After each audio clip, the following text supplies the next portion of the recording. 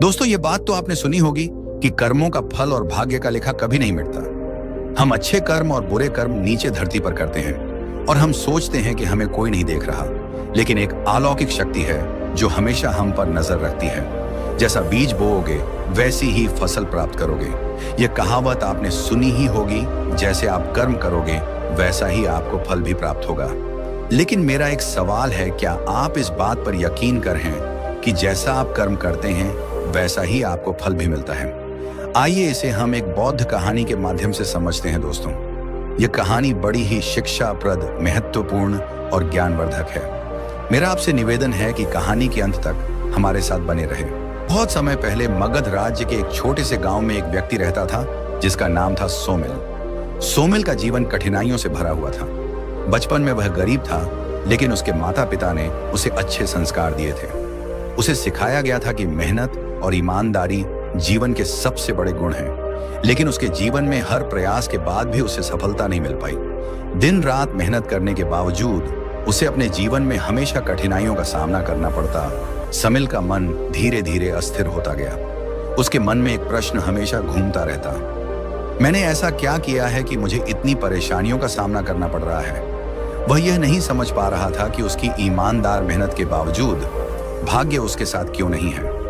फिर एक दिन उसकी पत्नी गंभीर रूप से बीमार हो गई और उसे ठीक करने के लिए पर्याप्त धन भी नहीं था। तो वह हताश होकर सोचता, क्या मैंने जीवन में कुछ ऐसा किया है जिसकी सजा मुझे मिल रही है? फिर इसी तरह समिल अपने भाग्य को कोसता रहता। लेकिन उसके मन में यह विचार भी आता कि क्या वास्तव में ऐसा कोई नियम है जो किसी की कठिनाइयों और संघर्षों को निर्धारित करता हो? उसी एक वृद्ध व्यक्ति था जो गांव में हमेशा सुख दुख की बातें करते थे, ने उसे सलाह दी। कभी कभी हमें यह समझने में समय लगता है कि हमारे कर्मों का फल कब और कैसे प्राप्त होता है। भगवान बुद्ध ने इस संबंध में अद्भुत शिक्षाएं दी हैं। अगर तुम जीवन की इन कठिनाइयों का उत्तर ढूंढना चाहते हो तो तुम्हें बुद्ध की शरण में जाना चाहिए। यह सुनकर सोमिल के मन में आशा की किरण जगी। वह सोचने लगा कि शायद बुद्ध ही उसकी परेशानियों का समाधान दे सकते हैं। उसने निर्णय लिया कि वह अपनी पत्नी को अपने परिवार के पास छोड़कर भगवान बुद्ध के आश्रम की ओर प्रस्थान करेगा। समिल ने अपनी यात्रा प्रारंभ की। रास्ते में वह अनेक गांवों से गुजरा जहां उसने विभिन्न प्रकार के लोगों से बातचीत की। वह सभी से यही प्रश्न करता, भगवान बुद्ध कहाँ हैं? कुछ लोग उसे सही दिशा बताते तो कुछ उसे निराशा में डाल देते। रास्ते में सोमिल को एक साधु मिला जो बहुत धीर और शांति से बैठा था। उसने सोमिल से पूछा, तुम कहाँ जा रहे हो पुत्र? फिर सोमिल ने साधु को अपनी परेशानियां बताते हुए कहा, मैं भगवान बुद्ध की शरण में जा रहा हूँ। मैं जानना चाहता हूँ कि मेरे जीवन में इतनी परेशानियां क्यों हैं, जबकि मैंने कभी कोई गलत कार्य नहीं किया। मैं जानना चाहता हूं कि क्या यह सब मेरे पूर्व जन्मों के कर्मों का परिणाम है या यह वर्तमान जीवन के कर्मों का फल है। यह सुनकर साधु ने मुस्कुराते हुए कहा, भगवान बुद्ध से मिलना तुम्हारे जीवन का महत्वपूर्ण मोड़ हो सकता है, लेकिन यह याद रखना कि उत्तर तभी मिलेगा जब तुम अपनी समझ और धैर्य से उसे ग्रहण करने के लिए तैयार होंगे। सोमिल साधु की बातों को समझने की कोशिश करते हुए अपनी यात्रा जारी रखता है। सोमिल की यात्रा के कई दिन बीत चुके थे। अंततः वह उस आश्रम में पहुंचा जहां भगवान बुद्ध अपने शिष्यों के साथ निवास करते थे। आश्रम एक शांत और सुंदर स्थान था जहां पेड़ों की छांव में साधक ध्यान में लीन रहते थे। वहां का वातावरण इतना शांतिपूर्ण था कि सोमिल की आत्मा को भी थोड़ा सुकून महसूस हुआ। समिल ने बुद्ध के पास पहुंचने से पहले अपने मन में एक बार फिर से उन सभी सवालों को दोहराया जो वह पूछना चाहता था। उसके मन में संशय था कि क्या बुद्ध उसकी सभी परेशानियों का उत्तर दे पाएंगे, लेकिन उसने अपनी आशा को जीवित रखा। अंत में वह उस स्थान पर पहुंचा जहां बुद्ध अपने शिष्यों के साथ बैठे थे। भगवान बुद्ध को देखकर सोमिल के मन में एक अजीब सा सुकून आया। बुद्ध का चेहरा शांत और निर्विकार था, मानो उन्होंने संसार की सारी कठिनाइयों का उत्तर पा लिया हो। सोमिल ने उनके चरणों में प्रणाम किया और अपनी सारी समस्याओं को उनके सामने रखा। सोमिल ने कहा, भगवान, मैं एक साधारण व्यक्ति हूं।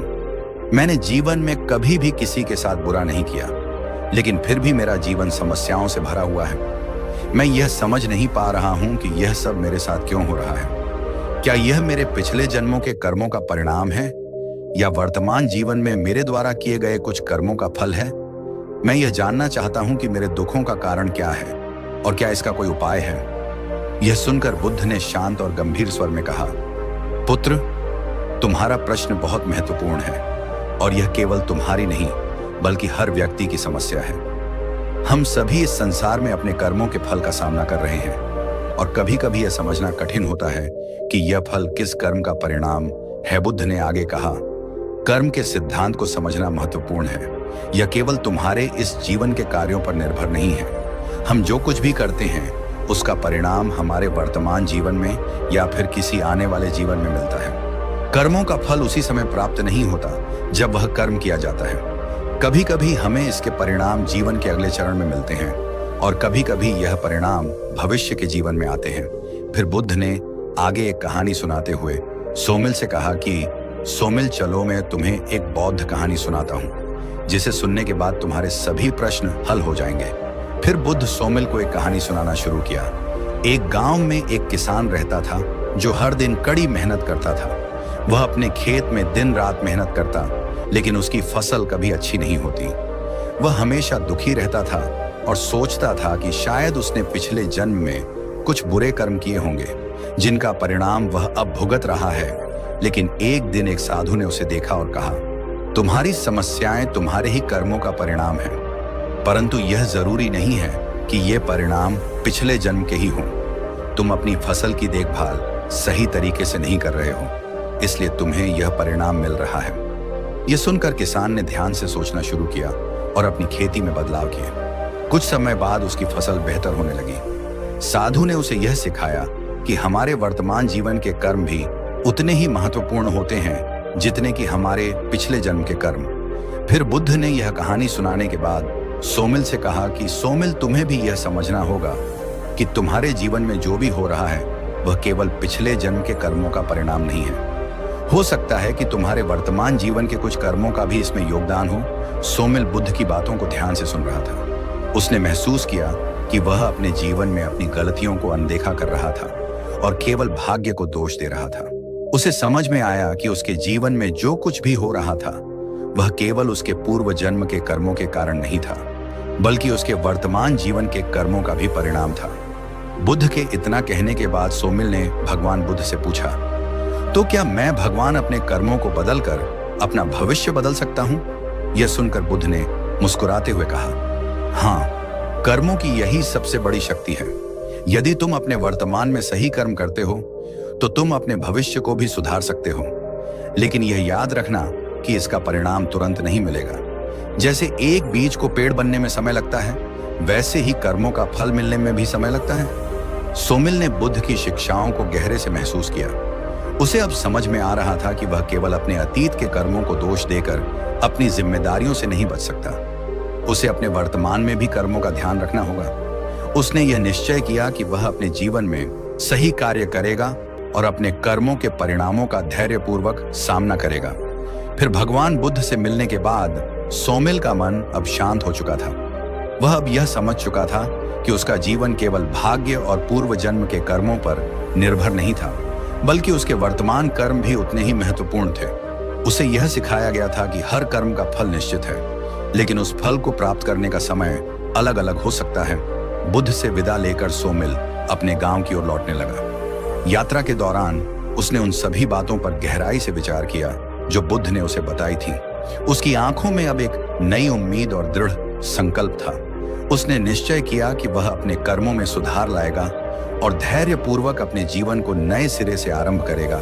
गांव लौटते समय सोमिल के मन में एक बात बार बार आती, क्या मेरे जीवन में अभी भी वह सब कुछ बदल सकता है जो मैं चाहता हूं? वह जानता था कि बदलाव के लिए केवल सोचने से कुछ नहीं होगा, बल्कि उसे अपने कर्मों और जीवन की आदतों में बदलाव करना होगा। गांव पहुंचने पर उसने सबसे पहले अपनी पत्नी की देखभाल शुरू की। वह अब पहले से अधिक धैर्यपूर्वक और स्नेहपूर्ण व्यवहार करता था। उसने यह महसूस किया कि उसकी पत्नी की बीमारी और उनकी आर्थिक तंगी केवल बाहरी समस्याएं नहीं थीं, बल्कि उनके आपसी संबंधों में भी कमी थी। उसने अपनी पत्नी को समय देना शुरू किया, उसकी भावनाओं को समझने का प्रयास किया और उसकी हर जरूरत का ध्यान रखा। धीरे धीरे उसकी पत्नी की सेहत में भी सुधार होने लगा। सोमिल को यह देखकर आश्चर्य हुआ कि केवल अपने व्यवहार में बदलाव लाने से कैसे चीजें सुधरने लगी। उसे समझ में आया कि कर्मों का फल केवल भौतिक नहीं होता, बल्कि यह भावनात्मक और मानसिक रूप में भी मिलता है। सोमिल ने अब जीवन में छोटे छोटे कार्यों पर ध्यान देना शुरू कर दिया। उसने अपने व्यवसाय और दैनिक जीवन में ईमानदारी और निष्ठा का पालन किया। पहले वह किसी काम में जल्दीबाजी और अधीरता से काम करता था, लेकिन अब उसने समझा कि धैर्य और समय पर कर्म करना ही महत्वपूर्ण है। कुछ समय बाद उसके व्यापार में भी धीरे धीरे सुधार होने लगा। पहले जहां वह हमेशा घाटे में रहता था, अब उसके काम में स्थिरता आने लगी। यह देखकर सोमिल के मन में विश्वास और भी मजबूत हो गया कि वर्तमान कर्मों का सीधा असर हमारे जीवन पर पड़ता है। सोमिल ने अब हर समस्या को एक नए दृष्टिकोण से देखना शुरू किया। जहां पहले वह हर परेशानी को अपने भाग्य या पिछले जन्म के कर्मों का परिणाम मानता था, अब वह समझ गया था कि समस्याएं केवल चुनौतियां हैं जिन्हें सही दृष्टिकोण और सही कर्मों से हल किया जा सकता है। उसने अपने व्यवसाय में भी कुछ नई योजनाएं बनाई। वह अब पहले से अधिक ईमानदारी और धैर्य से काम करता था, अपने ग्राहकों के साथ अच्छे संबंध बनाता और सभी के साथ सौहार्दपूर्ण व्यवहार करता। इसके परिणाम स्वरूप लोग उसके व्यापार पर अधिक भरोसा करने लगे और उसकी आर्थिक स्थिति धीरे धीरे सुधरने लगी और परिवार में भी खुशहाली आने लगी। उसकी पत्नी भी अब पहले से अधिक स्वस्थ महसूस कर रही थी और उनका पारिवारिक जीवन भी सुखद हो गया था। फिर जब एक दिन सोमिल ध्यान करते हुए अपने जीवन के इन परिवर्तनों पर विचार कर रहा था, उसने महसूस किया कि उसके जीवन में जो भी सुधार हुआ वह केवल इसलिए नहीं हुआ कि उसके पुराने कर्मों का फल समाप्त हो गया था। यह इसलिए हुआ क्योंकि उसने अपने वर्तमान में सही कर्म किए थे। उसने यह भी समझा कि कभी कभी हमारे जीवन में कठिनाइयां हमारे ही सीखने और समझने के लिए आती हैं।